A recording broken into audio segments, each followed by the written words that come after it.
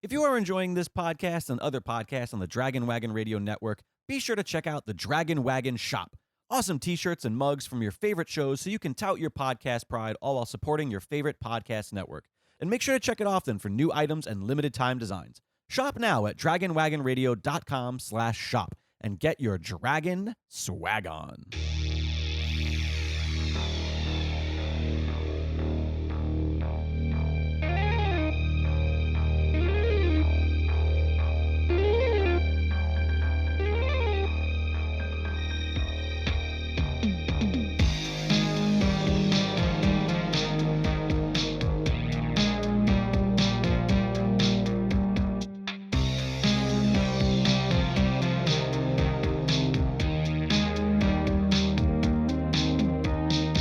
Welcome to another episode of The Hell With This. I am your host, Mark Heiliger. Chad Peter, as always, is absent. Not always. Well, last time he was with us. And I want to take a second to talk about microphones because we are at Dragon Wagon headquarters right now with 3 cool-looking mic stands and microphones and a mixing board and a computer and all these cables strewn across the room, and it feels like I'm doing like a real podcast for once. Wait, are you saying that this isn't your setup at home? This is not my setup at home. All right. When Chad and I do this at my place, we have a C-stand with one mic pointed in between us. I like that you don't even have a mic stand. You have a C-stand. You take and you just clip something to the C-stand, I'm assuming? Yeah. We just basically squeeze the mic mount in the clamp at the end of the C-stand. The thing is completely destroyed. I love it's all beat up and stuff. Every part of that is my favorite. Yeah. Oops. So when Chad and I are recording, we sort of have to take turns leaning into the path of the boom mic. Not for nothing. It's probably a very good core workout. Yeah. It's just the constant back and forth. Yeah, the squishy couch cushions and like kind of trying not to fall over on it and stuff. Yeah.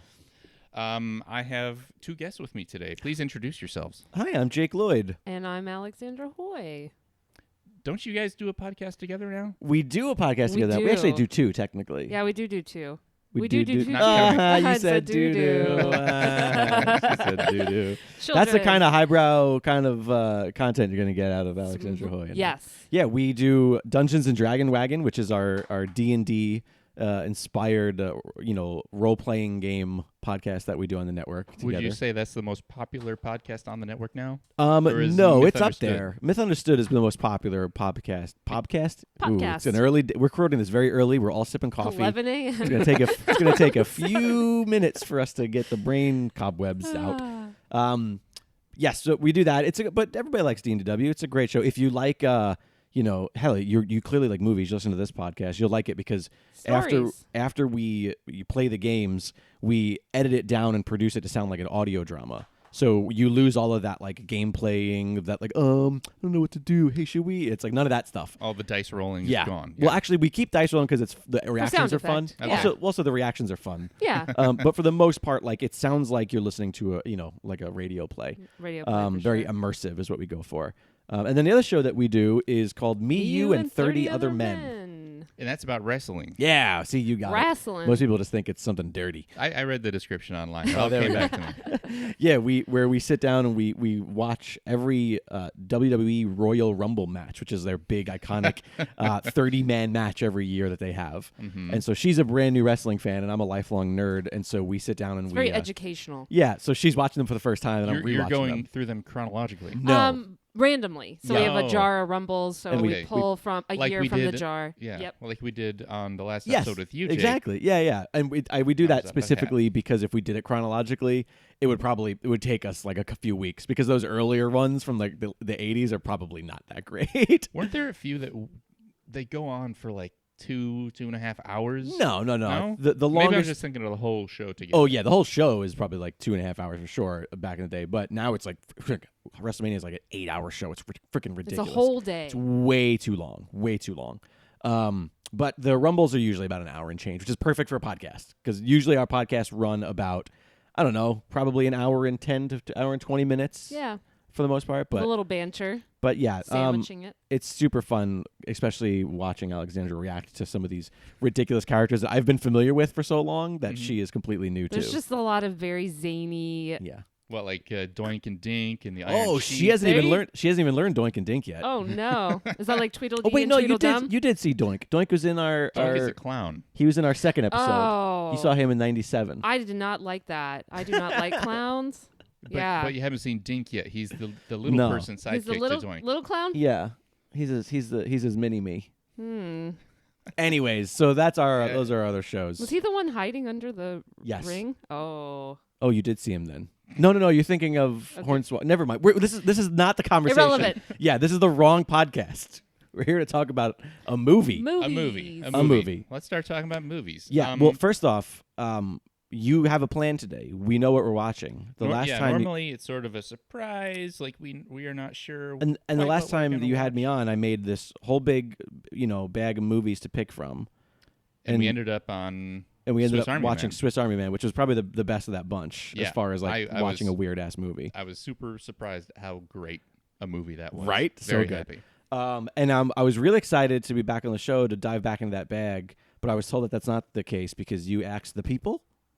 I asked the people. There was a Twitter poll. Okay. And shoot, I forget the options now. Glengarry Glen Ross, Hudsucker Proxy, and a horror movie from the early 90s called The Resurrected. How many votes did The Resurrected get? I think that got 0. Kind of what I was getting I think at. Glengarry got 1, and the remainder of the votes were for all Hudsucker Proxy. So then I went searching for people who hadn't seen Hudsucker Proxy. Yeah. Because Chad has seen it. Okay. Plus he's out of town. Nobody wants to deal with that. He's a busy man. He's working. He's doing the thing. He is. But not only have you not seen Hudsucker Proxy, Jake, I showed up today and found out Alexandra has not seen Hudsucker Proxy either. I have not. So we're going to get 2 for 1 today. It's so bizarre because it's a movie that I was aware of, but I don't think I was aware of the people involved. Like when I didn't know it was a Coen Brothers movie? I knew that, but then you add in Tim Robbins, Sam Raimi, like all of these other people. Okay, so you're not even surprised. Like now, it's not a surprise that Sam Raimi's involved. One of the first times I saw this movie, I was already a Sam Raimi fan, right? And at the end, I was like, "Wow, there were some real Sam Raimi kind of moments in there." And then you could taste at that them. moment, the credit co-written by Sam Raimi popped up, and I was like, "Holy shit! I guessed it right." See, well, I now I've seen that just because I went to look it up and see like, oh, what get the is base this? info. Yeah, the primary, the primary information, and so the fact that I haven't seen this movie is a tragedy, to be honest with you, and I'm excited. I think so, and I hope you like it as much as I liked Swiss Army Man. Oh, that's a high bar. It is a high bar because it's a very different kind of movie. Although it's a slapstick comedy. I feel like you grew on Swiss Army Man grew on you though. I think at first you were unsure, and then by the end of our episode, you were like, "All right, I fucking love that movie." Like it earned its way through you. Yeah, and maybe the more we talk about it, we'll get you to be a big fan too. But as I said, it's a Coen Brothers movie.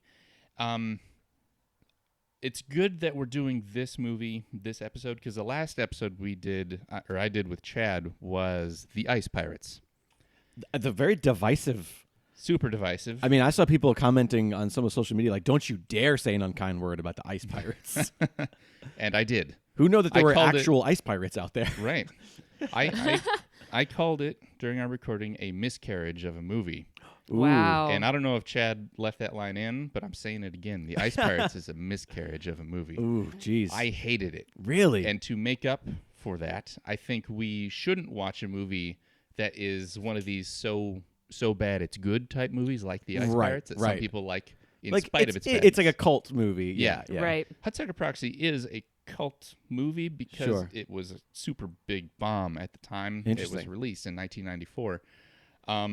But I think this is an actually good movie. It's my favorite Coen Brothers movie. I'm not going to say... High praise. Bold statement. Yeah. I'm not going to say that it's their best movie. It's my favorite. Right, that's fair. That's fair. That's fair. There is a big difference. Yeah, and our podcast is an underrated movie podcast. And this is seriously one that has been underrated by critics and audiences alike.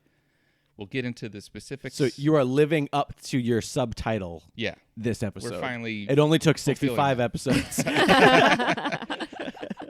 I think I don't even want to say too much about it. We can just get into the movie. I'm excited to watch it again. It's been a while for me.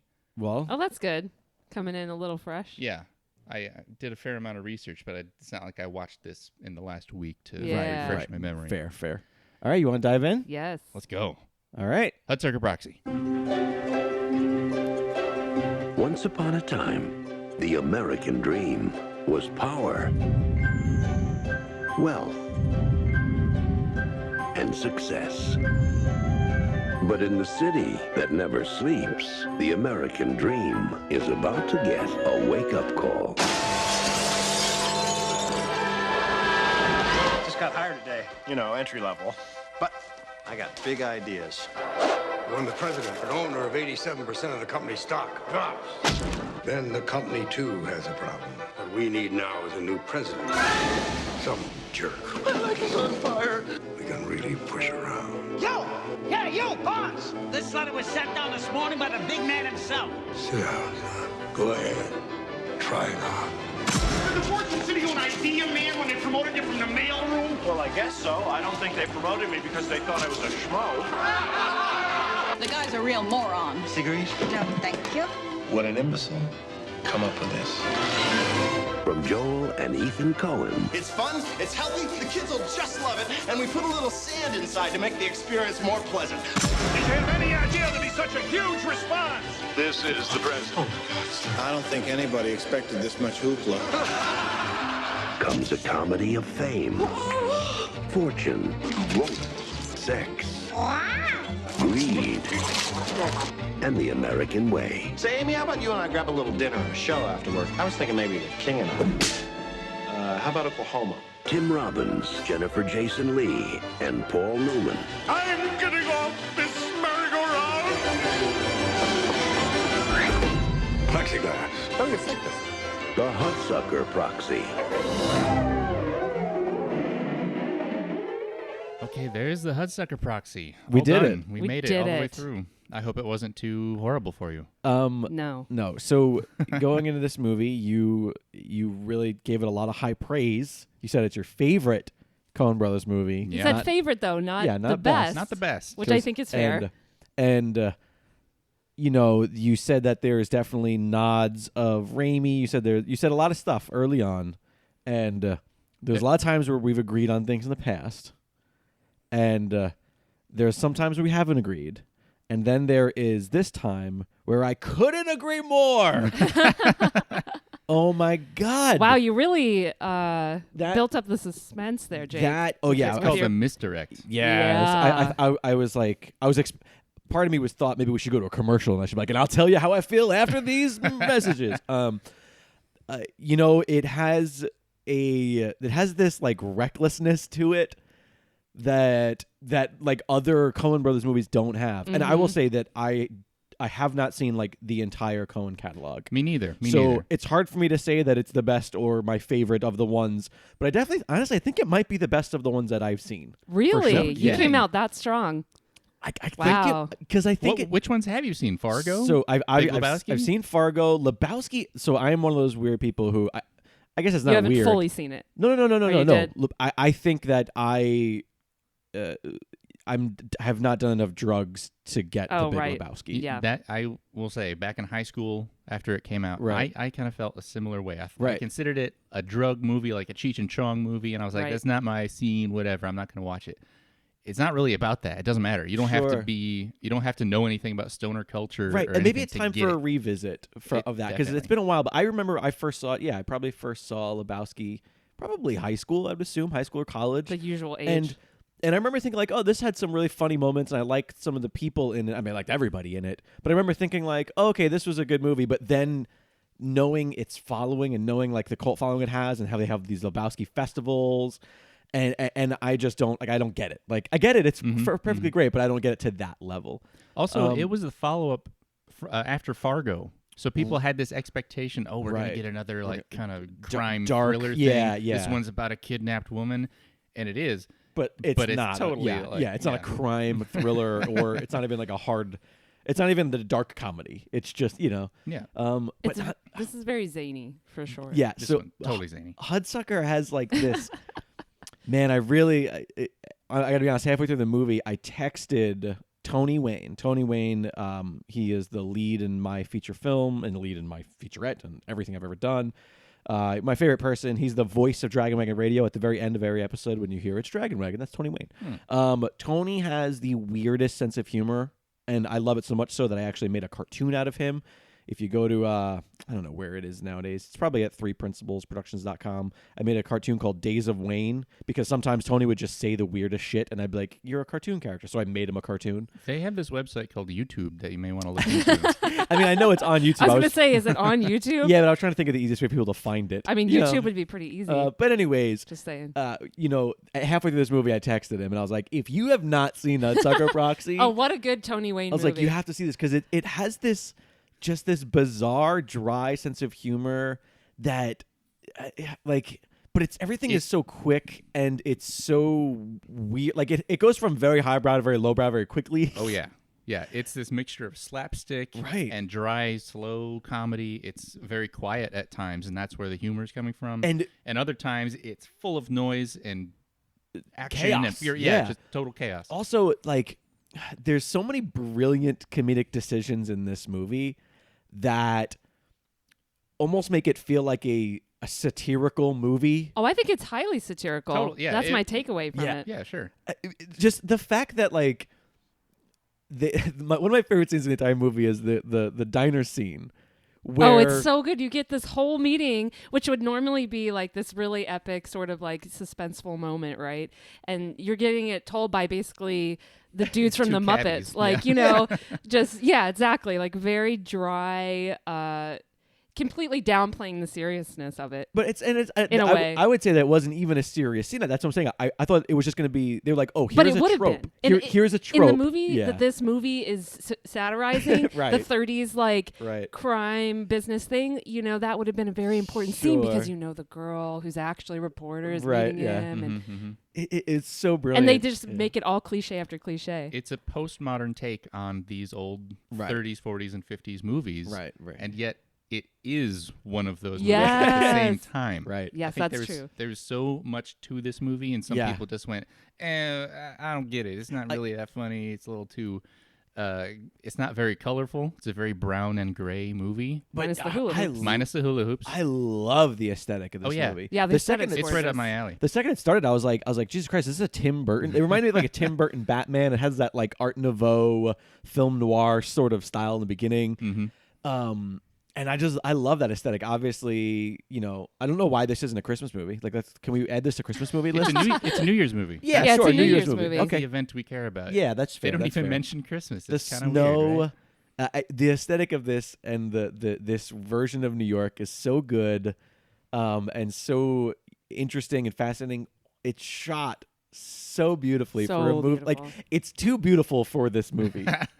Well, even the score too. God, that was like one of the first things we mentioned watching it. Carter Burwell's score. I love every second of it. You said that right when the movie started. You were like, God, this score gives me goosebumps. You said the main title. Yeah, it's a gorgeous score.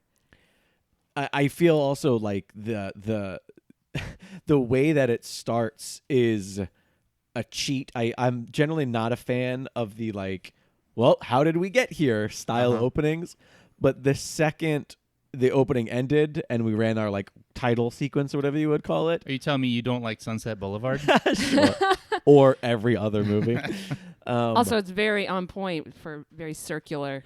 Right. Yeah. Of course. Also, it's like, oh, this is going to be a movie with a little bit of time played but once it started, I was like fucking hooked. I was like, wait, what? Also, Jesus Christ, I forgot how much I loved Tim Robbins.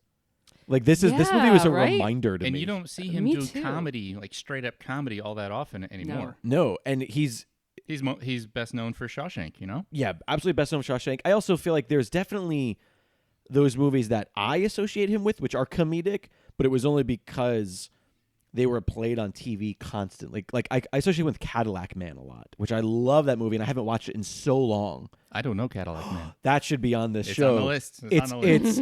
It's a comedic hostage movie with an incredible cast. So many great people are in that movie, and he is the star of it, and it's so freaking good. What was that one he did with John Cusack? Was Tape Heads or something? Vidiots? No, that's the name of it. Vidiots. I like that. They were small-time music producers or something like that. now I'm curious, Cusack. and so I'm literally Jake is on the I'm doing the IMDb. That was definitely comedy. Bull Durham comedy. Bill Durham is so great in Bull Durham. I know he does a lot of comedy TV shows. I will say, like I know he was on what was that series? The Tales of Babylon, and it was these like weird.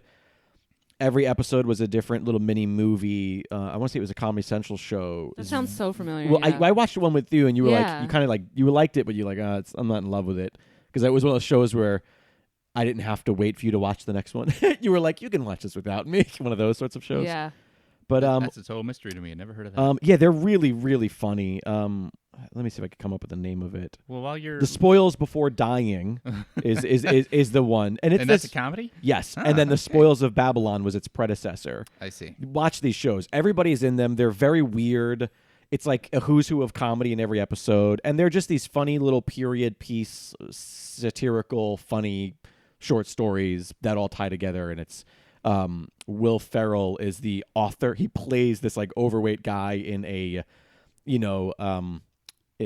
like a diner, and the beginning of every episode is like, when I wrote this one, blah blah blah, It's and they like Jim turned Henson's Storyteller. Yeah, but it's super bizarre really and weird. Yes. Okay, I want to think of now. I'm just thinking of his career, and You're just like going down. I just remember that he was in the 2011 Green Lantern, and all of a sudden I'm like, wait, what? Shit, what? Yeah. I don't saw remember, that. I don't remember that. Yeah, it's because you blocked it out of your I did block head. that movie out of my mind, though. Yeah. I can't find this movie that you're talking about, though. Him and John Cusack. Definitely in the music industry. Oh wait. Oh, you know what's funny?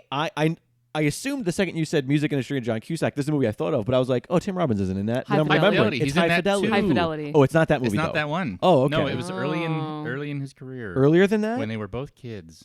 Like maybe after Better Off Dead. Was it before Hudsucker? It was before this. It was before this. So Cadillac Man is 1990. This God, Eric the giving me Viking. titles. I love Eric the Viking. That movie is so fucking weird. Have you ever seen Eric the Viking? No, never heard of it. It's like Nope. it has a what's fucking Life of Brian and okay. Monty Python's. It has a Monty Python feel to it, but Right. it's not quite as good as a Monty Python movie, but it's still really funny.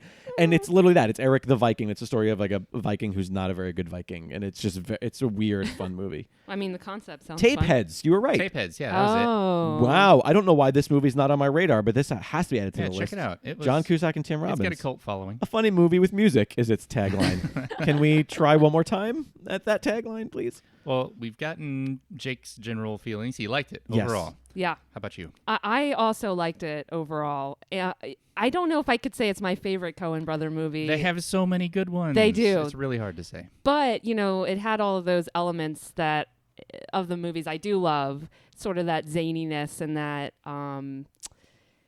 kind of larger than life feel to it in a way, Right. They really capture filmmaking in a way, like in terms of like commenting on filmmaking. They make it seem fun. They do make it Like seem fun. all the whip pans and craziness. Yeah. And that was definitely a takeaway for me. Let me ask you how you guys liked the hula hoop sequence when he shows it to the board all the way through its production and everything, and how you liked the very beginning of the movie when Hudsucker jumps out of the building and it's cutting back and forth between him falling and Tim Robbins walking in, Norville Barnes. Again, on the circularness, like... Yeah, there's symmetry there. Yes, that symmetry of him dying Someone as he out, walks in. someone in. Yeah. The fact that he just walks right past, like underneath him as it's happening, it's handled so well, and the window breaks right as the clock strikes 12. I think I remember writing down a note actually about that scene, thinking it was pretty eerie, kind of magic. There were a lot of little magical moments in this movie, and that was the first one where he's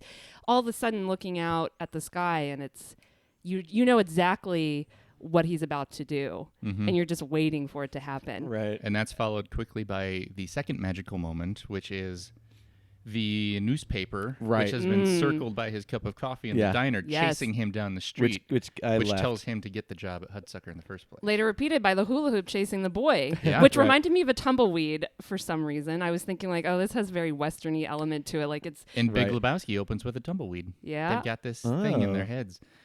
Well, the reason I asked about those two sequences in particular is because Sam Raimi directed both of those sequences. You could feel that. Him. Those are the most fun, I think. Yeah, they are the most fun. I would say him introducing the hula hoop. Again, Tim Robbins. Just the fact that he's doing the hula hoop. He's got to show them what it is, and he never stops throughout all the questions. I love the. What if you tire before it's done? Yes, that this. Also, can I just say that this movie is an actor's dream? Like this, it's every now and then I watch a movie and I just feel like really, really hungry as an actor. Where I'm just like, holy shit, I want to be a part of, I want to make something. This movie is a actor's dream because there is not a bad part in this movie. Every single character is the best character in the movie. And it's a character down actor's to the guy dream. with the blue letter. Yes. Down to that guy. He fucking owned that They role. carry weight each role. Oh, and every scene is the best scene in the movie, and every role is a scene stealer. Mm-hmm. I mean, like you know what else was a scene stealer? Side note: Paul Newman's abs at his age. Right, Side he was note: in his 60s. I was like, "What is happening?" Yeah. By the way, Paul Newman in this movie, I never realized how similar Paul Newman and Rip Torn's voices were until this movie. There's a couple of scenes where he's in the dark. Oh, and you don't get to see him. Or no, you just. But not that I thought it was, but I heard it and I went like, "Oh, they've." I think Rip Torn has a little more animation in his voice. Yeah, sure. Paul He puts Newman it on. was definitely staying dry. Sure. But it's seriously like every small the elevator guy. The elevator guy he was so brilliant. So goddamn funny to me. And that whole first sequence, the first time we meet him, and he's doing the rhymes with people's floors and the Mr. 1137. Yeah, walk down. I'm on 36. Walk down.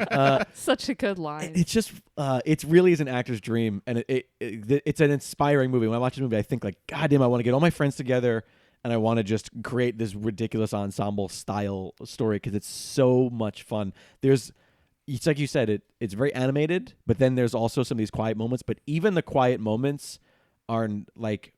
You don't drift away. They're based on a raise of an eyebrow, something very specific. All of those subtleties. It's why I wouldn't think that it would be an actor's dream movie because everything is so specific. You're probably just doing 30 takes until Joel Coen says, "Okay, we got it." But they have every little thing written down on paper. But that's open to interpretation because maybe what we know of the Coen Brothers.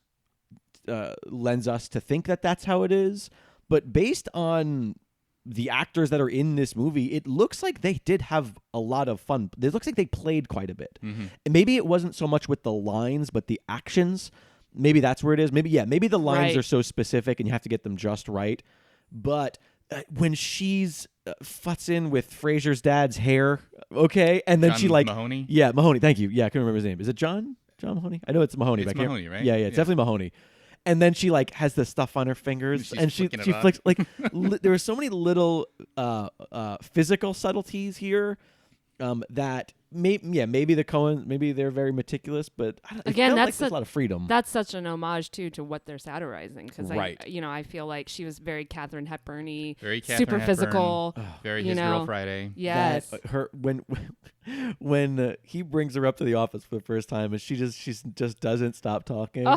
I'm like, and this nails it. Like it's so good. This must be what it's like for people to have conversations with me, because he is just looking at her and it's I just. can dizziness. confirm. Yes. Well, yeah, he's been carrying her ever since the diner. Oh God, it's carried her up the elevator. Yeah.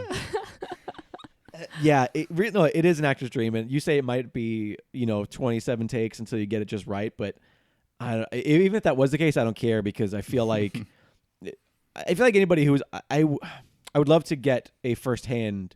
Like now, I'm going to look up interviews from the actors if there's anybody who has told stories about this movie, because I want to know if that's what it was like or if it was just as fun as it seems. Because even if there is that meticulousness, finding that stride, especially with how sometimes there's 20 people in a friggin' scene, and the timing is perfection, and it's not done in the edit. You can tell how many of these scenes are played out in real time and how many, a lot of it is editing, but a lot of it is like but it's not they just have that perfect 1930s style banter. Right. Which is weird because it's set in 1958. Yeah, right. That's what I'm saying. When I say not done in the edit, meaning like, there's never a scene where every single line is a cut. Right. Where you can feel, they sucked the air out of this scene to make it as quick as it is. Like, no, there's a lot of energy within the moment. Those performances Absolutely. are legit. Like, those performances are on top of each other with such precision that even if it is that meticulous where it's like you have to get it just right, just the way we want it, finding that must have just been so rewarding. Well, I feel like, and again, that seems like a Coen trait to me as well, just in a lot of their films, that sort of energy amongst the cast. They're talkies for sure. Yeah, which is, so I imagine as an actor that could be really great because you're being given such meaty stuff to work with. Right. It's also like the amount of character moments that any other writer, filmmaker might just use to deliver information. They're like, no.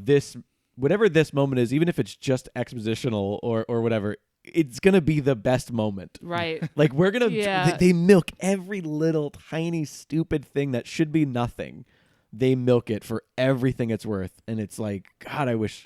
will I ever be that good? It's good. I wonder if filmmakers today even have that kind of patience to work on something so hard until every second of it has something to offer. I mean, I think... certain filmmakers definitely do, and then there's Zack Snyder. No, I'm kidding. You know what I mean? Like, I think that. So true. But here's the thing: you say that I like 300. You think that's a great movie? It was for what it was. I like Watchmen. He was a good fit for that. I like Watchmen. I thought Watchmen was great. Martha. And then that happened. Anyways,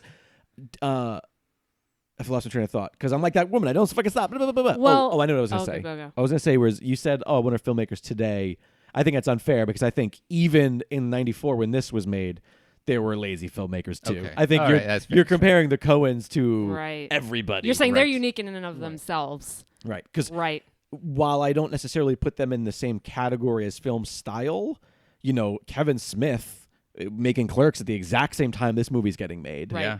And the ensemble, with for the ensemble, sure. and is that type of person where every line is super. He wants it to be read how he wrote it, specifically, meticulously. There's not a lot of freedom in that. Except he doesn't. Well, I don't want to say didn't know how to make a movie. Right. So he just put a camera down and had some people talk. Yeah, but you know what though? There's a reason why it's one of the most influential movies of all time because he did the exact opposite of this movie. He was like, all we have to do is just make this moment interesting with nothing, Right. Not to take anything away from the Coens, but you know what I'm saying. Like, so there is a style in the '90s that became at this meticulous, and I think that whoever the Coen, I don't know who their big inspirations are, but I'm sure, I could tell you for this movie anyway. Oh, okay, go for it. I mean, definitely Frank Capra, Preston Sturges, and Howard Hawks. Oh, okay. Like those three classic filmmakers from the 30s and 40s. Right. Yeah. That's where this whole movie was born out of. You can see it for sure. I wonder, I wish I was more familiar with their work. I wonder if there's literally like scene for scene sort of moments. It's movies like Mr. Smith Goes to Washington. Right. Okay. Or Mr. Deeds Jimmy Goes Stewart. to Town. Okay. Sullivan's Travels. Right. Things like that. Or Small Town Boy Makes Good. That sort of thing. Sure. Where there's a social message behind it. Right. I'm not sure there is behind this No, one. this one... Except it starts with a man almost committing suicide, it's a little darker. It's a little darker. It starts with a man actually committing suicide. Oh, no, I see what you're saying. Yes. Yeah, I meant, About to, and then really. About and to, then and then really. And then I also love the freshly graduated college kid. Muncie. The Muncie College of Business Administration. Standing in front of the wall of jobs and realizing he's not qualified. What is cat meats, man? What is a sandhog? I don't know. Wait, did you guys catch that? Yeah, I was looking at it. I was like, what is that? I saw Bombardier. All kinds of wacky. I'm sure every one of those cards is different, and we're only seeing a fraction of them. I think this is a rewatch movie because there are so many little things in there that I'm so captivated. It's like I said, this movie reminded me of how much I love Tim Robbins. This movie, I was so captivated with him. Every time he was on screen, even more so than, I don't know her name, Jennifer Jason Leigh's character. I forgot her name already.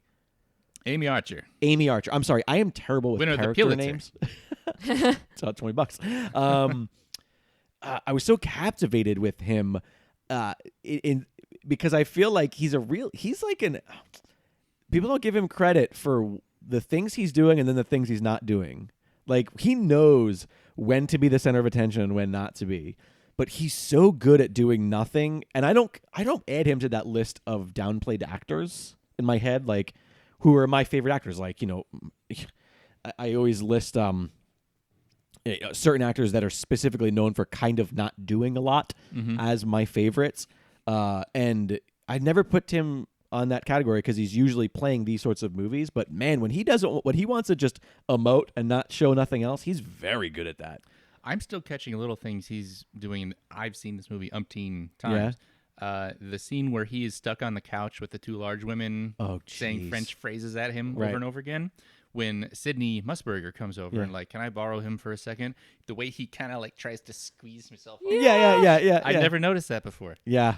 There's a lot of physical subtleties, but it's still comedy happening in this movie. Total slapstick. God, with especially with her and Bruce Campbell. Oh, Bruce. Oh God, what a Smitty. gorgeous they're like passing man. cigarettes and lighters back and forth, and she's solving a crossword puzzle in the background and on the phone with the publisher. But wait, hang on a second. I love you said she's solving the crossword puzzle.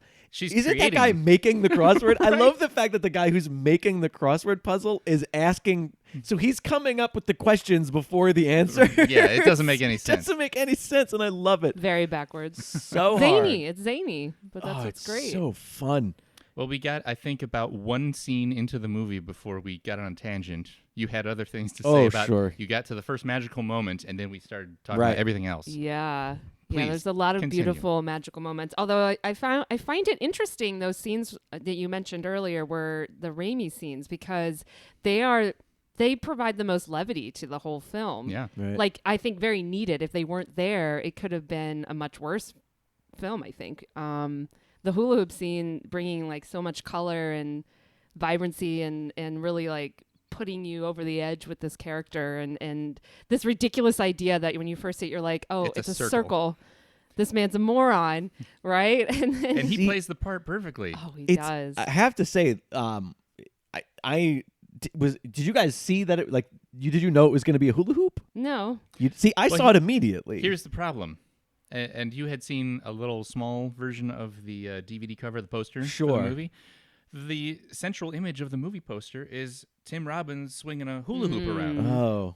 The fucking unveiling of the hula hoop idea Spoilers? as a hula hoop Yeah. comes halfway through the movie. That's like the turn in the movie. Interesting. When he finally has some amount of success, and they give it away with the poster. I didn't even The put dingus. that. I didn't even put that to the dingus. The extruded plastic dingus.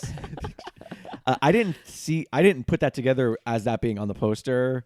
As much as just like a design thing where he's holding like this circle. It looked more like a design when decision. you see it as a full-size poster, Now I will it's see very it and look clear, at- like, oh, that's But when a it's hula just hoop. this two-dimensional But the second he said circle for kids. Yeah, but the second know, he for said for kids. kids, I realized I was like, oh, But it's that a hula could be a hoop. ball. It could be all kinds of things. It's weird that my brain. So are you saying that I am so dumb that I'm on the same brain wave as the character? No, he's so smart. That's Oh, you're okay. really Yes. matching him. Because the second he saw it, he showed it, and I was like, oh, it's cute. It's a hula hoop. Nobody gets it. It's a hula hoop.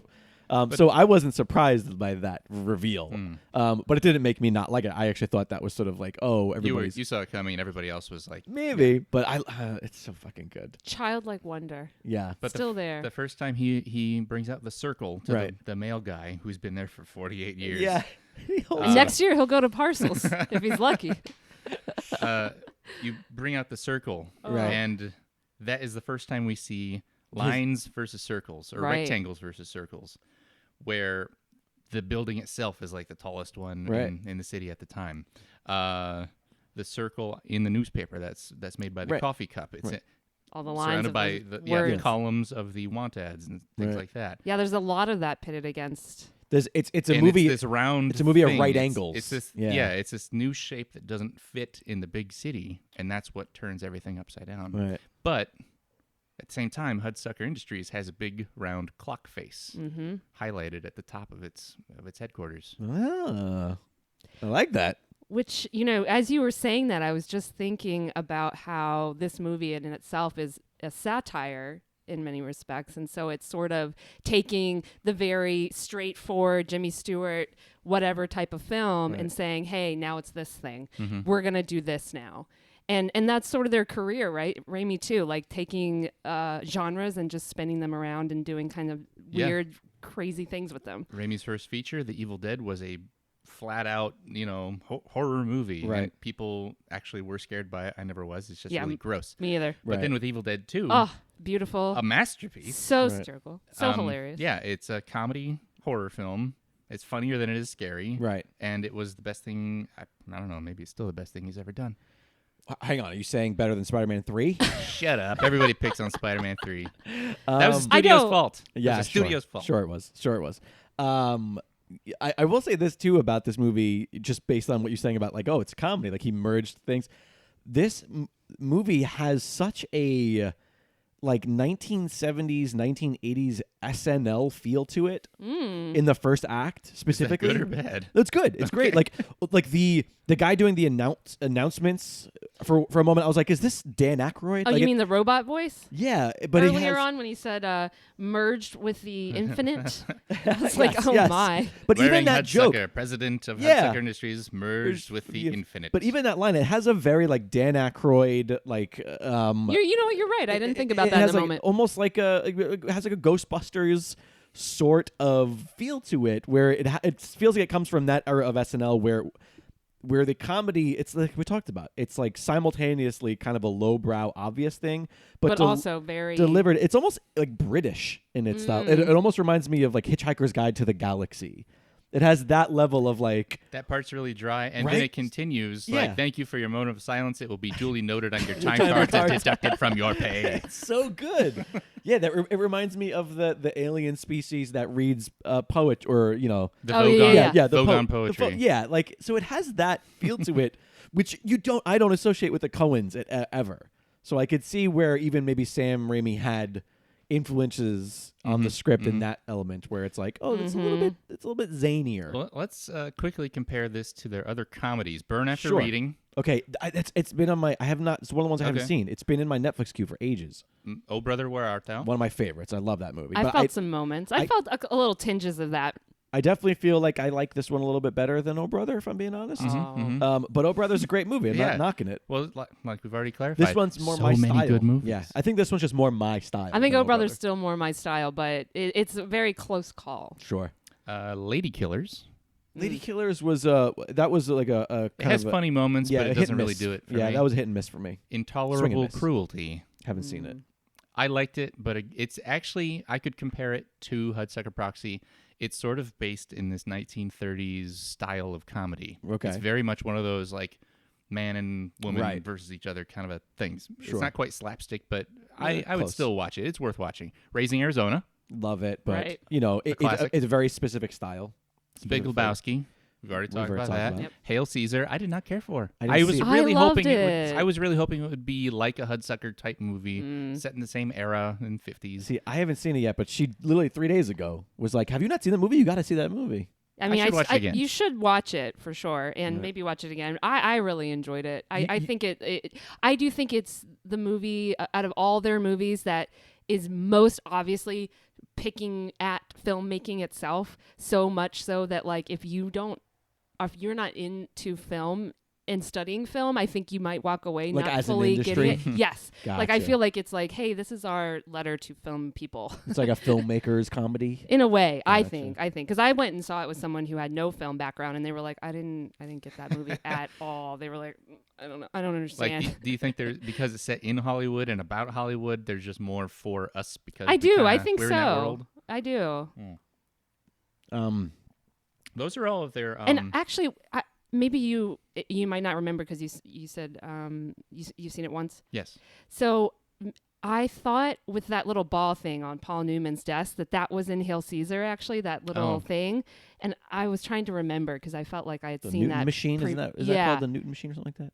Oh, interesting. Equal and opposite reaction. Yeah, I. forget That the sounds actual familiar. name. I'm sure there's an official name, but Yeah. I could have, for some reason, I'm like, I feel like I've seen this item in a Coen Brother movie before, but I Right. could be wrong. And that wouldn't be surprising because they crib their own movies all the time. Sure. Yeah. A few lines from this are in Raising Arizona Oh. from years before. Like, if a frog had wings, it wouldn't bump its ass a hopping. Ooh, Perfect. all right. Speaking of lines, Love that. Speaking of lines, you said before we watched it that you quote this movie so much so that you wanted to keep a running tally, Yeah. Mark, of how many lines in the movie. I would just put Are- a little hash mark down every Yeah. time I heard a line that I have used in real life for whatever purpose. In some semblot of conversation. Or I got reference. 56 lines. Wow. 56 lines. Maybe I don't use them every day. But it's something that you've definitely said to somebody outside. Frequently enough. A very common one is, for kids. For kids, yeah, for kids. Sure. Oh, I so want to use that now. Absolutely. I feel like that should have been the tagline of this movie. For kids. Yeah, I would have been a very problematic. Confusing for children. Very problematic, but. Shoot, I can't remember what the tagline was on the poster. Let's see. I wouldn't be shocked if only we had little internet machines. No, that's crazy. All right, I can tell you right now. Let's see. Hudsucker Proxy. God, I love Tim Robbins. Really, it's just changing. Karma. Oh, yeah. That's another one I use all the time. When I hear about somebody like getting some comeuppance. All right, so there's two things on the beatnik friends would call karma. Two things on the poster. Now that I'm looking at the poster closely, yeah, it is clearly a hula hoop. I guess I saw it as some sort of weird design thing. It almost has an angelic look to it, so I almost... Well, the halo, too. The halo is another circle. But I took it as a halo when I first saw this, like the image abruptly. Well, maybe that is intentional in the design. Two things on it are a comedy of invention. Ah, yes, that's it. But then there's also, they took him for a fall guy, but he threw them for a hoop. That's the bad one. They should have just left it at comedy of invention. Puns. Yeah. I will say that one of my favorite comedic moments in the entire movie, and there are tons of them, was Paul Newman pulling the cigar back out of his mouth. He doesn't want to let go. Wait, no, he just gave it to him. And he's biting it as he's pulling this lit cigar. That whole scene is pretty genius. That sequence is freaking great. That's like a Three Stooges. Yeah. Sequence. It's the ashes land on the most important document of Paul Newman's career. And then sets it on fire. Tim Robbins trying to put the fire out, smashes the window open, lets the papers all go. the papers all fly out, and he doesn't holding him from dying, plunging to his death, and you get this weird flashback of a double stitch. I love the double flashback. The fact that they went back to that thing of like, oh shit, he's such a jerk that he's going to be the reason for his own demise. He's such a tightwad. He didn't want to pay for double stitching on his pants. And then they just cut back to it a couple seconds later. It's like, I'm going to do it for him anyway. It's just like so unnecessary. There were a couple little moments like that, though. So good. Like the Carmen sequence, too. Although, a dream sequence in a Coen Brothers movie. They don't do that very much, if at all. The dance sequence. Yeah. That did kind of stand out to me. Because it wasn't really all that amusing. I think they just had to fill some time. Probably. Which weird that you say that, because I will say that for as much as I love this movie, if I have two major criticisms, one is probably obvious, and obviously as a satirical movie, we don't know how much of this is happenstance, but like the magical Negro trope.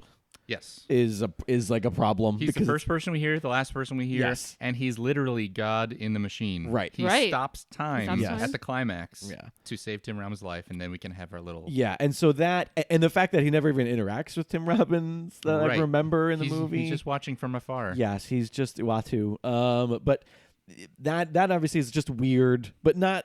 It's not that like it makes the movie bad, but it's one of those things where you see it and you go, all right, like this is clearly a thing that's around. But also, this movie's satirical, and who knows if that was intentional or not. I kind of doubt it. 1994, to be honest with you. Mm-hmm. It feels like it's not intentional. It feels like it's just. I think it was meant to be amusing. Right. Like, there's this guy in the clock who keeps track of everything. But the casting of it is just sort of, whatever. It was definitely part of the magical Negro trope, not a response to it. Yes, there we go. And the other thing, my other criticism is, at the halfway point, the pacing does get just ridiculous. Fast, you mean? Yeah, but fast. But then, like you said, there's this dream sequence. It becomes not necessarily fast, but it becomes disjointed. Mm-hmm. Not so much that it ruins the movie for me at any capacity, but if anything, it makes me go, okay, now the writing's on the wall, and how do we get to that beginning? How do we get to him on the clock? The last half of the movie is almost a series of montages. That's what it is. Yes, because we get a lot of like newspaper headlines saying, okay, inventor of the hula hoop, he's on top of the world, and we see headline after headline illustrating his fall from grace, and now he's like rehashing the same stuff. We're gonna make a model with extra sand for the hard of hearing. Right. He's out of ideas. And then the like, oh, we found out the truth about her, which didn't happen on screen, which is a show not tell problem. Yeah. Because he just found out, Paul Newman just found out that she was a mole the whole time and a spy, and it wasn't like, oh, we didn't get to witness it happen. The scenes get shorter and they get more focused, and I think each one after that point becomes more about getting to the core of just getting the next plot thing Sure, done. sure. And they're still funny and they're still Oh, yeah. fine. Oh, God. But it is just like, okay, we know we have to get him on top of that building to Right. jump off. Yes. So let's get there. That beatnik scene with Steve Buscemi So while he's good, trying to though. order a martini It's three a times. coffee and juice bar, man, like I've been telling you. I'll have a Daddy-o. martini. He kept calling him Daddy-o. Daddy-o. I Daddy. told you, Daddy-o. And he looks like a baby in that movie. Yeah, well, he's wearing He that does. toupee. The So hair. young. And right before this movie, the guys have Coen Brothers. The guys like Yeah, their your pal. pals. They had done Barton Fink, and before that, Right. Miller's Crossing. Right. Or wait, no, I might have the order backwards. Okay. But they followed up these very serious movies with this ridiculous comedy. But they borrowed a few actors. John Polito. Okay. I don't know if you saw him in there. He was the guy yelling about Musburger. I want to see Musburger. Yeah. Steve Buscemi. Yep. John John Goodman. Goodman for is Oh, yeah, the Barton Fink. voiceover. He does the voiceover for a newsreel. For the news thing, right? Yeah, yeah. And then the guy who plays Hudsucker, he goes on to play. Is he the Big Lebowski? Or is that somebody else? Maybe. He can't did remember seem now. very familiar. Yeah, he's definitely in other Coen Brothers movies. Charles Durning is his Charles name. Durning. And he is in Oh Brother for sure. That's Oh, what I brother, thought. yes, yeah, he's in Oh Brother. That's what I thought. He's not the grandmaster. He's not the guy that leads the KKK in that movie, is he? Don't know. I No, mean, I'm It's trying been to a long remember. time since Yeah. I watched that one. click it and see. I don't see any other. I mean, they're that type of filmmakers where they just like Yeah, they you have see their- a lot of the same people. which I love. I'm a fan of that actually. Me too. But I don't scrolling through the dude works. Jeez Louise, good on you, man. He is working like a mother effer. But I don't see any other Coen Brothers movies that are jumping out at me other than Oh Brother, and this one obviously. The attention to detail in this movie though was something that I wanted to bring up too. The like stupid little comedic decisions that I feel the Coens and or Sam Raimi and or whoever the fucking production designer and costumer were. It's amazing, isn't it? Amazing. All the Amazing. hydraulic tubes going everywhere. Amazing. The size of the conference room table. Oh my god. That's a thing like that. I think they had to break that into pieces to fit it in Wow. the set. on New Year's when they're all wearing the hats. Oh, but in then the bellhop perfect- has his little I was just about to get to that. bellhop party hat. The fact that the elevator, whatever you call them, attendants, his specific New Year's Eve hat is just a plastic glittery version of his hat. Is such a like who would have thought to do that other than just like, oh, you know what would be funny, like That's his identity. That job's all he has. oh, it's so good. And then by the way, Anna Nicole Smith Right. being the model, the hot model, Zsa Zsa Gabor. whatever yeah. her character name was. Playing an actual actress of the time. No, she wasn't supposed to be I playing don't think Zsa she was Zsa. supposed. Yeah, I thought she was spoofing like the Yeah, but I don't think the she Zsa was- Zsa. it right, was she more was of that. spoofing like Marilyn Monroe, that Right. sort of role, but I don't nobody think specific. her name was like Gigi, so I get what you're saying. That's why I felt. But yeah. I don't think it was supposed to be her. But I mean, like, But she was definitely, delightful. definitely a Yeah. 1994 casting for sure. Didn't have that much to do. This year. Well, it was I mean, she was Hudsucker Proxy, and next year Yeah. was Naked Gun 33 1/3. right. Another movie I love. But yeah, I mean, a lot of great things to say about the movie. That going back to that, the office of what's his face's office, and that whole scene with the trash can. the and trash can everything. went out. Oh, When that first shot. when that scene starts, and the shadow of the clock hand hits the wall, and the arrow is almost like pointing at us. It's almost like, the feeling of It's that. just this giant imposing. It looks like a weapon. It felt very Yeah. Third Man-ish, that film. Yeah. And it the- had the like reflection shadows. of the shadow Yeah. comes all And down the wall. The idea to make it a hollow shape versus making it like a stiff clock hand, so it actually has a middle to it that you can see through. You know what I mean? Like, Yeah, 'cause yeah. it was like sort of neon towards the end there, but it gives this like very violent, stabbing, Menacing. This oppressive giant venom. arrow Well, and entering noir. the room, So good. like too. a spear. I always wonder when seeing a shot like that as a filmmaker, how much is planned and how much is a happy accident. Because as a filmmaker myself, and nowhere near a fucking Coen level like cinematographer am I, like very few of my shots are thought out that meticulously. A lot of them are like, oh, we'll figure it out when we get there because we don't. I would love to know the budget. answer to that too, because I would imagine my guess would be for a film like this that a lot of it had to be planned because they're trying to satirize so much. Visually too, like how much this movie was done in the storyboards. Yeah, it was like literally the visuals of this movie were just completely like I could see them having it all so meticulous. They're like they don't Right. want to like mess with any of it. But then simultaneously, I could see them getting the set built, Right. throwing up a light and being like, "Oh shit, you guys, look at that."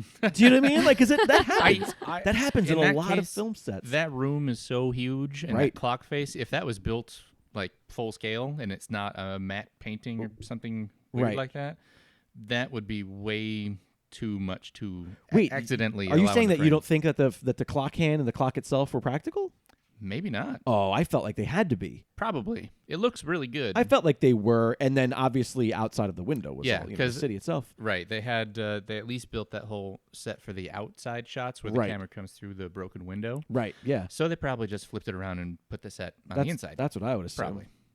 But still, Plexiglass. Just had it installed. even if it's that big, Right. I don't think anything about that was accidental. Yeah, that's fair. That's a fair point. I would agree with that. Right. Yeah. It's such a beautifully shot movie for the movie that it is. I love the layout of the president's and Sidney Musburger's offices. Yes. They're on opposite sides of the clockworks in between. Of the Yeah. dividing wall, yeah. And it sort of is like the left and right sides of the brain. Right. The clock is the brain of the corporation, and when one of them jumps out a window, you got one side driving the entire thing for evil, Yeah, Right. yeah. greed, and Interesting. money only.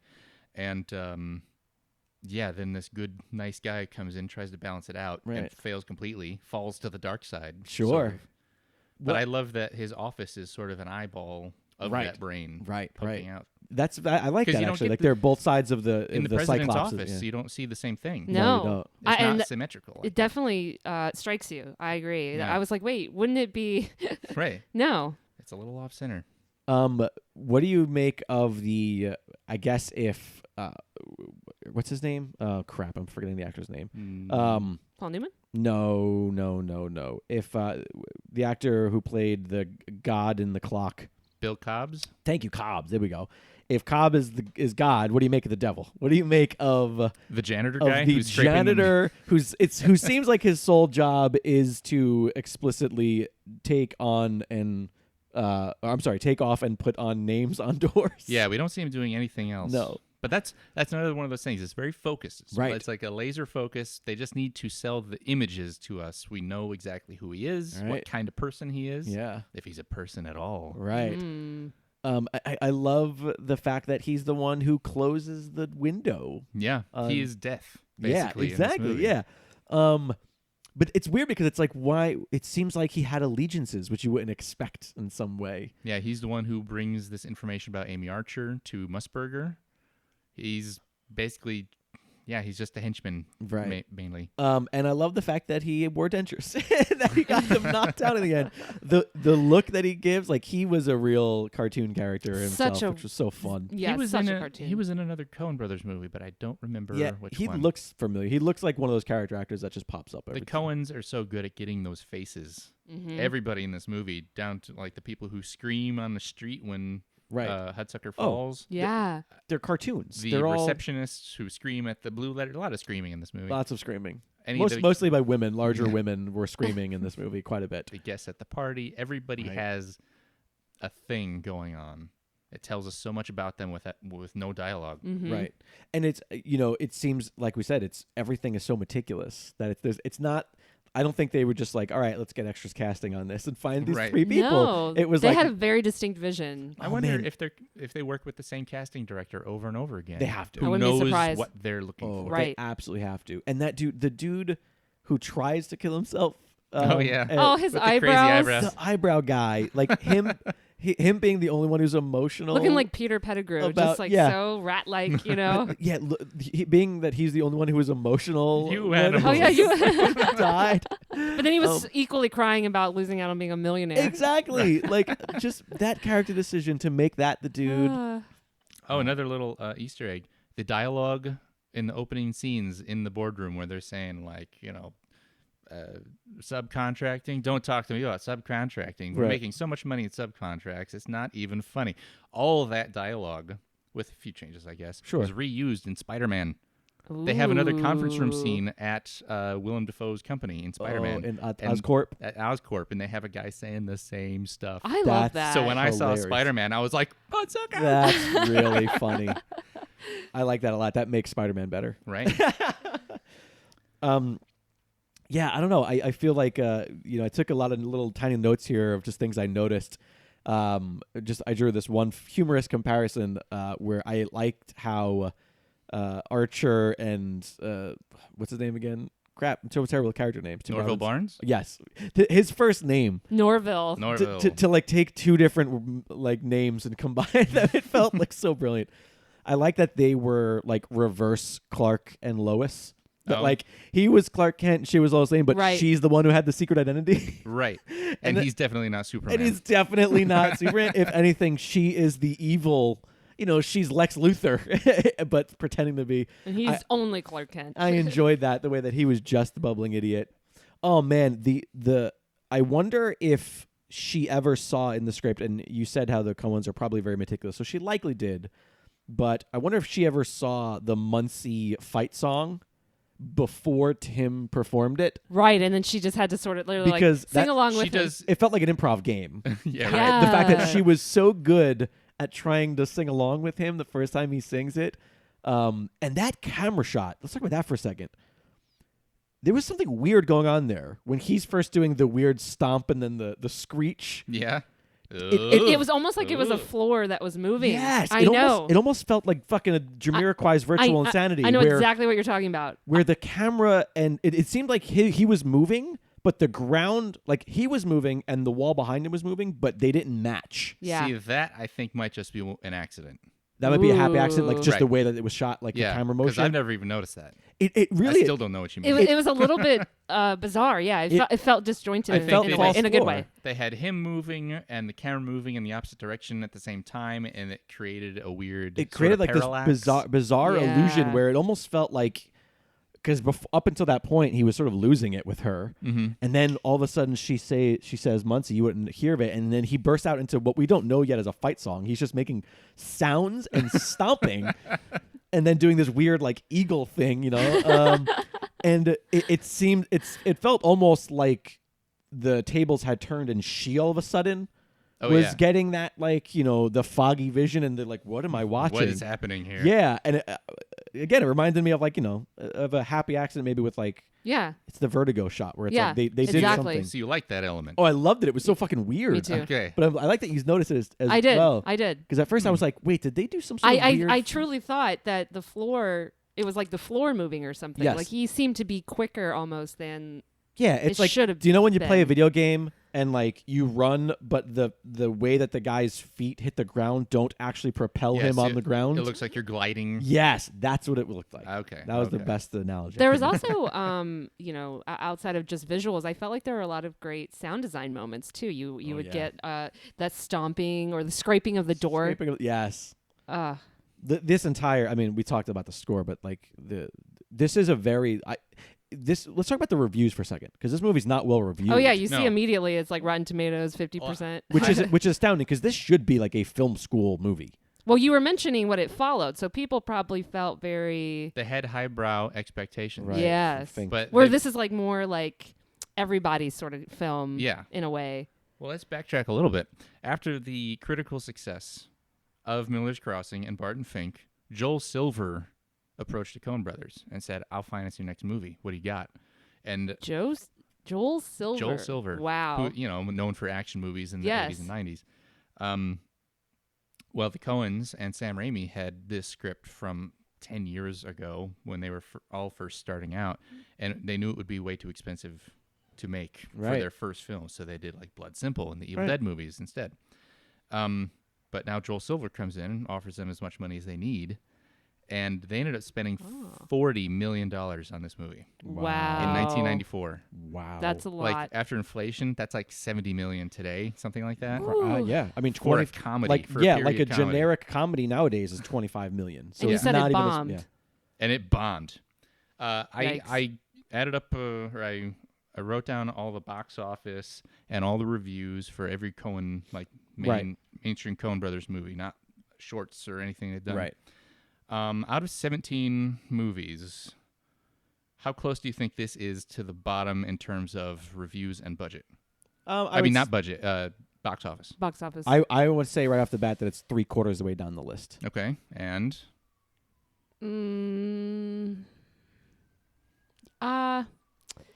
Yeah, maybe a little bit lower than that.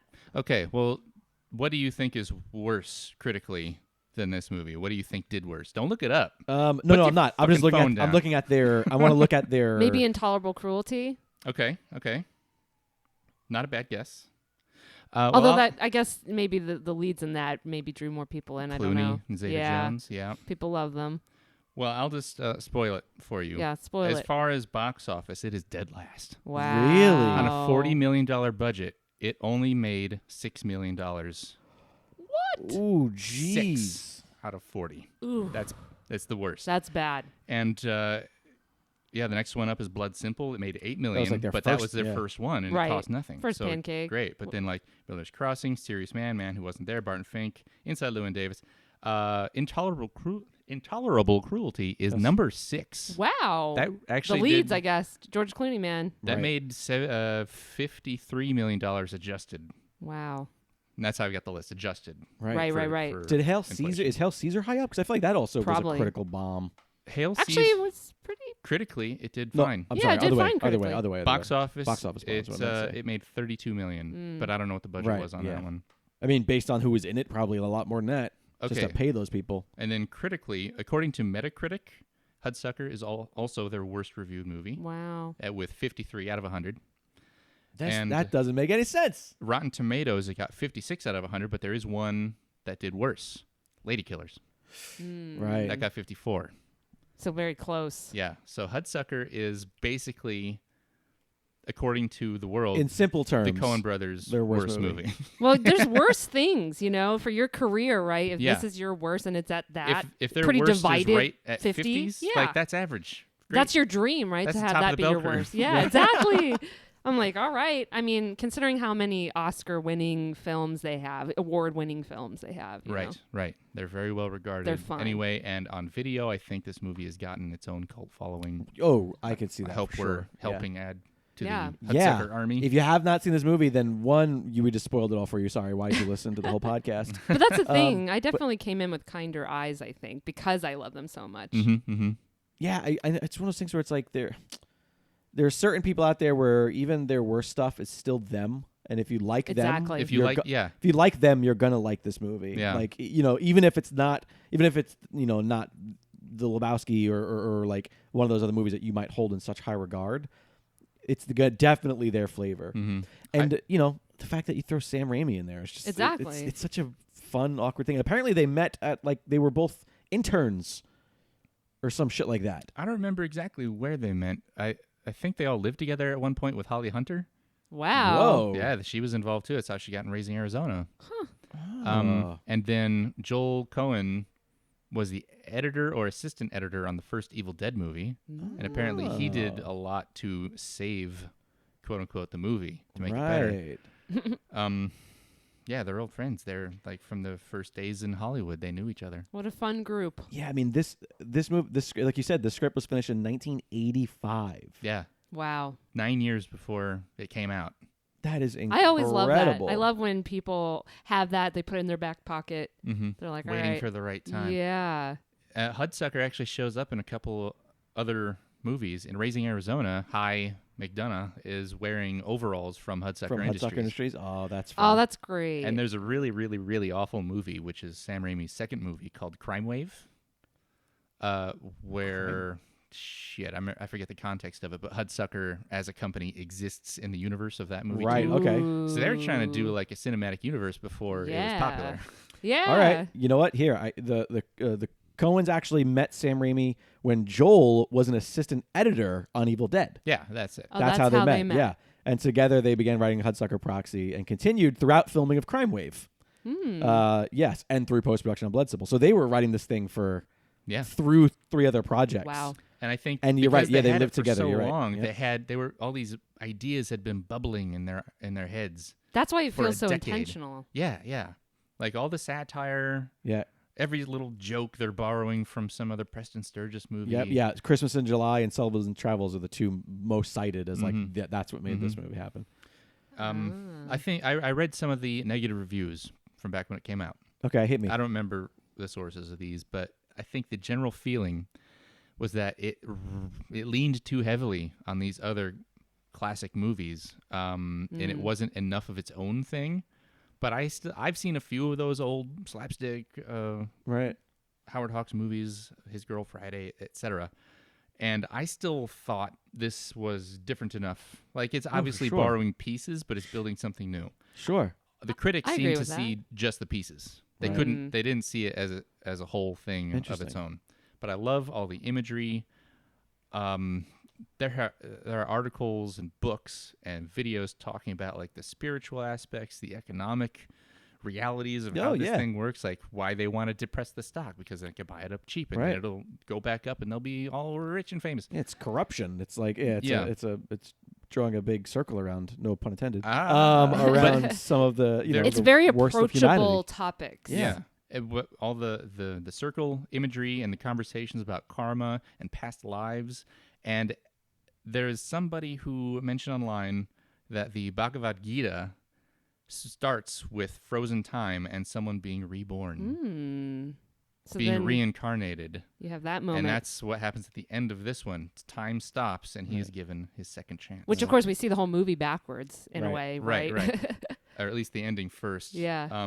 I don't know that they had any of that stuff in mind. I think they were just trying to make a good, funny movie. Yeah. But because certain things are endemic to good stories, you need that we can see all that in there. You need the themes. You need what I mean, like those themes run deep. Yeah. When I was in school studying writing, I had a professor tell me once, you just write and they'll find the symbolism for you. Don't worry about making it. And sometimes that's what it is. It just comes right out. Did you guys find the symbolism here to be too on the nose, or No. more in a fun way? Like in a way I enjoy. Yeah, exactly. I like it. I appreciate that in a way that felt, again, like part of the satirical value of it. Not for nothing, I think that if this movie came out today, it would be a massive success. Totally. You think so? Oh, because people crave that sort of like intellectual kernel, I think. Not just that, but I think you said like, it maybe was too on the nose for the style of movies that it was. Right. In the 90s, that style is still such a huge influence on so many filmmakers, right? That I think we are far removed from it now. Like we don't get a lot. I was talking about this when we were talking about showing my nieces. I showed my nieces Who Framed Roger Rabbit. Yeah. And I could tell they're like, just based on the room and the way that they are during other movies I've showed them, that they just didn't get it. That it just wasn't their cup of tea. Noir was right over their heads. And I think that it's because they aren't familiar with the thing that is being satirized with the the influence. They've never seen an old detective movie, right? Nor have they probably seen any two-dimensional animation in their life. That's it. It's all 3D now. But so in any case, I feel like nowadays I feel like it became so saturated to do that for so long, especially in the 90s. In the 90s, this style was a lot of movies. Not necessarily all of them, but there was. You feel like it was part of the zeitgeist. Yeah, and I feel like it kind of went away in the aughts, in the 2000s and the aughts. Whereas now, I feel like we're kind of starting to revisit it. Like there are a few more movies that are. Think about how much more period pieces in general are being made in the past 5 years versus 10 years ago. 10 years ago, there was nothing that even took place in the the 80s, let alone the the 50s or 60s. It just wasn't happening. Well, there's a lot of nostalgia now that our generation's starting to take over in the production houses. There's a lot of nostalgia for things that we grew up and loved. So I think we're introducing a lot of that sort of thing again. There's movies set in the 90s now. Yeah. It's like, man, am I that old? I know. Where the 90s is nostalgia? But it's, not for nothing. It's also think about even superhero movies. We talked a little bit about the Marvel universe. The fact that Agent Carter and the roots of Captain America are taking place in the 50s. A lot of these, Chernobyl and all of these the what was that Hulu series that was really popular about the creation of the H-bomb and World War II. I feel like that era of life of American history is kind of making a popular comeback, so to speak. Well, it's because we're living in a pre-dystopia. Right. But we want to remind ourselves of how we stopped World War III. Honestly, but yeah. I feel like in the past 5 years or so, give or take, we're seeing a lot more of the 1950s, 40s, 60s in cinema and in television again. Mm-hmm. And I think that if this movie came out now, I bet you it would be a huge success because it would take that style and aesthetic that's become very popular again.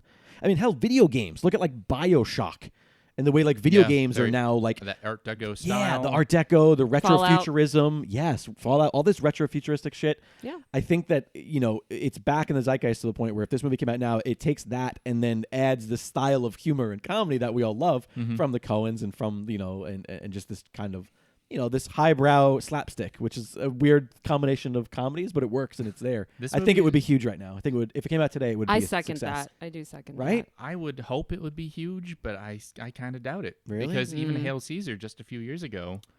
Which is very, very satirical. Right. But I think, not having seen Hail Caesar, it seems like Hail Caesar might have had too much, whereas this is still it is a very linear story. And that's what I was saying. Like, I think it's a filmmaker's movie, and it might be a little too deep cut for certain viewers. Like, if this is a broader film, I think Hail Caesar's the opposite, where it's like very cute. Gotcha. Yeah. In a way. It's for a certain crowd. Yeah. Right. Well, not much more else to say other than A+. Great. Yeah. A+ on the glad I fun, brought a good one to the table. movie. I'm also glad, like, I am happy that I have now seen this movie because I honestly I could feel like this.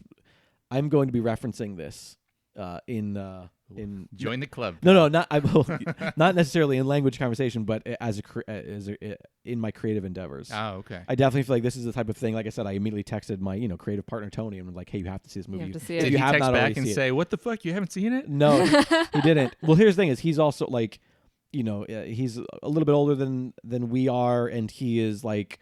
He comes from an era where he only got what was fed to him. He never sought out stuff on the outside. So I feel like by meeting me, I've introduced him to a lot of other types of film and stuff like that, and vice versa. But this is right up his alley. Based on what he said back to me, I don't think he's seen it because he said something like, "Oh, great tip" or something like that. So okay. I'm assuming he hasn't seen it. And it's a very unique title that confused audiences, so it definitely the title I could see it being a problem. Hudsucker Proxy. Right. What do those words? What do those words mean? Instead of making people interested in learning more, it's weird because when I hear Hudsucker, I think seersucker. I think the suit. You know what I mean? Like a style, a fashion style. Sid Sucker. And then his name is wearing Hudsucker. So early on in the movie, they did every now and then. Jokes. I kept wondering, like, wait, is Hudsucker a suit? Like, what does this company do? We don't even know what they make. Aside from the hula hoop. And that's why he said, like, oh. He's wearing Hudsucker. And I was like, oh, maybe they make suits or ties or something. Who knows? When is the street fully dressed? When it's wearing Hudsucker. Yeah. Oh, so dark. It definitely made me want to go rewatch a bunch of Coen films, though. Coen Marathon. I'm feeling that Always vibe now. One last thing I wanted to run past you guys. You've seen New York City. Yeah, I've seen New York City. Yeah. Yes, I haven't seen New York City. I have seen. I have been many times. I didn't know what you meant by that. I was like, the movie? It was so the actual city. Yeah. The place I'm from. At the opening of this film, when we see New York City of 1950, blah, blah, blah, whatever, even though it looks like the 30s, sounds like the 40s, it's set in the 50s. Yeah. How do you think they achieved that city in the film? It looks like a miniature scale model to me. Okay. Yeah. It looked like a Tim Burton it seemed style. very practical. Yeah. It is. And for some reason, beautiful. Maybe because I've never been to New York and I don't know the actual scale of it. Right. I never even thought about it. I just kind of moved past and I was like, oh, this city looks amazing. Where did they shoot this? Well, it's funny because when the movie started, you went, look at that city. And they went, what is that? Because I recognized like the bridge. But I was like, what? And I was like, oh, there's... It's this stylized version of New York where everything is crammed into like so 4 city blocks. Yeah, it felt, and I keep coming back to this, but it felt like Gotham. It felt like a Tim Burton Batman. It had very Gotham vibe. of old. Yeah. And one of the first things I saw when I started researching this movie for the podcast, which is I broke a cardinal rule of the podcast, no research. But you've seen the movie, so I've seen the movie, and I really did want to know more about it personally. That's fair. I'm just bringing it to the table. It's a scale model. But the tallest of the buildings is perhaps 20 feet high. So it's a huge It's scale. a huge miniature. Wow. Like there are some pictures of the crew on the set with I these gotta see buildings, those. and they're a quarter the size of the actual So buildings. it's a big ass It's a miniature. big one. And all the scenes, those scenes when people are falling Right, all to the their aerial deaths or near shots. deaths, those look like CG. That feels like 1994 CG. Sure. Not so. Right. They put the models on their sides and put the camera in between them to shoot their plates for Brilliant. the background. They shot the Brilliant. actors against blue screen or whatever, and that's how they got all the realistic motion blur because Right. they Yeah. really shot it. And I don't know why, but I just never even thought about it. I was like, whatever, movie magic. Yeah. But I Well- found that was very interesting, and the model makers have done interviews. They the buildings got put into storage and got reused for so many other things. Oh my gosh. They got reused in The Shadow, Okay. like the same year. Yeah. Perfect. That superhero shadow. The remake? superhero with Alec Baldwin, Yep. which Sam Raimi was originally supposed to direct. Yeah. Okay. Amazing. I could sense that. They used it in the 1999 Godzilla movie. Oh yeah, that's what I'm talking about. Independence Godzilla Day. babies. Oh my gosh. Yeah, I was gonna guess Independence Day had it been a game, but Yeah. I was like, Right. oh, they had to. And it's fitting that you thought it looked like Gotham because they used it in Batman Forever. well, there you go. Not Burton, but still. Well, that was the wacky Shoemaker, Shoemaker. yeah, those movies Batman. are unwatchable. But You know, At least they have a Batman nice set. Forever. It was an interesting experiment. Fourth one sucks balls. sure. Well, Batman Forever, you have Jim Carrey just totally being incredible as this Out-acting. ridiculous, out-acting everybody else in the movie. Yeah. You'll never see Tommy Lee Jones do something like that again. No. You'll never see Tommy Which Jones is very that special. bad ever again. Aw. He really he did. You're so I don't, mean. Listen, I know this isn't a mean, it's Batman true. conversation, but I don't know if he just hated that movie or hated the script, but he seemed. I've never seen him phone something in as much as that movie. If you can stand to rewatch that movie, rewatch it, and just you could see the misery on his face and how he's like, I'm like doing doing this the now. minimum. Yes, he's like, I am going to just not get fired. I will act like a crazy villain Sure. and not bring anything else to the table. Or he's not acting like a crazy villain. He's just acting like a generic dollar store villain. Well, the 99 sets brought cent store such a toothpaste. flavor to this movie for sure. For It's sure. interesting to know that because I feel like the visuals were just spectacular. Some of it was so lush and detailed, and other rooms felt communist. Which I Like think that- was the wall of file cabinets when he God. I was going enters. to say, oh, and she's in gray. So good. Oh. Yeah, and everybody frozen, staring at him with this blue letter, and she's up on a ladder, and the room's just frozen. She's Yeah. on like level 8 of file cabinets. Those harsh lines again. Yeah, And her reaction to seeing the blue letter, Yeah. and just the cut, Fainting. And the what cut to the door. Muppet actresses too. Oh, like yeah. again with like I the said, actors movie, very specific. no bad roles. Yeah. Every role is the best role in the But you're movie. not in the. If only you had an appointment. right. Let's check the book, shall we? Jeez Louise. Well, again, Hudsucker Proxy A++.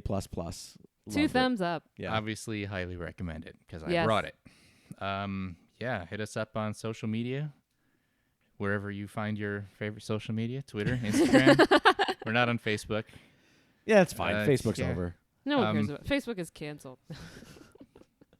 Yeah, I got nothing else to add here. I'm so glad you guys liked it. Thank you so much for having us. thank you. This was such a blast. Delight. Find me on Twitter at LiquidJake and on Instagram at Jake Lloyd. Instagram and Twitter, Alexandra Hoey, Hoey. And to find all of our other shows, instead of giving you 90 other titles, just go to DragonWagonRadio.com. It is the home of this very podcast you're listening to, as well as a ton of other great stuff, including our D&D podcast, Dungeons & Dragon Wagon, as well as our wrestling show, Me, You, and 30 Other Men, as well as tons of other great shows. So please, if you're enjoying listening to this podcast, and I hope you are every whenever they get to it nowadays. I was going to say every week, but I realized, let's be honest here. I absolutely love Mark and Chad. They're a delight, and I'm so happy that they're on this very network. If you like them as well and you love this little podcast, that could show your support by leaving ratings and reviews, and also go to dragonwagonshop.com. You can buy a T-shirt with my ugly mug on it. You can buy a T-shirt with his handsome mug on it. It's a great photo. As well as if you don't like their mugs, there's also the movie Clapper logo, which I really love. The 1980s movie Clapper, the hell with this logo, which is super fun. It comes in Such a great logo. Comes in all these zany colors, and it's super 80s and rad, and I love it.